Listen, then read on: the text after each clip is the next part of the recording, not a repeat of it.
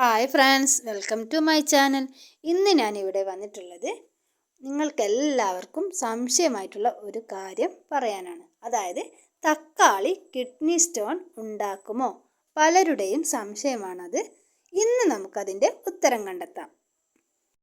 തക്കാളി കഴിച്ചാൽ അത് കിഡ്നി സ്റ്റോൺ ഉണ്ടാക്കുമെന്ന വാദം ശരിയല്ല. എന്ന് പറഞ്ഞാൽ വളരെ ചുരുക്കം പേരിൽ ഇതിനുള്ള സാധ്യതയുണ്ട്. അങ്ങനെയില്ല എന്നല്ല, പക്ഷേ തക്കാളി കഴിക്കുന്നവരിലെല്ലാം ഭാവിയിൽ കിഡ്നി സ്റ്റോൺ വരുമെന്ന് പറയുന്നത് ശുദ്ധ മണ്ടത്തരമാണ്. തക്കാളിയിലുള്ള ഓക്സലേറ്റ് എന്ന പദാർത്ഥമാണ് ഇവിടെ വില്ലനായി വരുന്നത്. നേരത്തെ തന്നെ കിഡ്നി സ്റ്റോൺ പ്രശ്നമുള്ളവരിൽ ഇത് വീണ്ടും സ്റ്റോൺസ് ഉണ്ടാക്കും. അതിനാൽ കിഡ്നി സ്റ്റോൺ ഉള്ളവർ തക്കാളി പരിമിതപ്പെടുത്തുന്നത് നന്നായിരിക്കും. അപ്പോഴും തക്കാളി ഉപേക്ഷിക്കേണ്ട കാര്യമേയില്ല. കിഡ്നി സ്റ്റോണിൻ്റെ ഒരു ചരിത്രവും ഇല്ലാത്തവരെ സംബന്ധിച്ച് അവർ ഇക്കാര്യത്തിൽ പേടിക്കുകയേ വേണ്ട. അപ്പോൾ നിങ്ങളുടെ സംശയം മാറിയെന്ന് തോന്നുന്നു. Okay, thank you.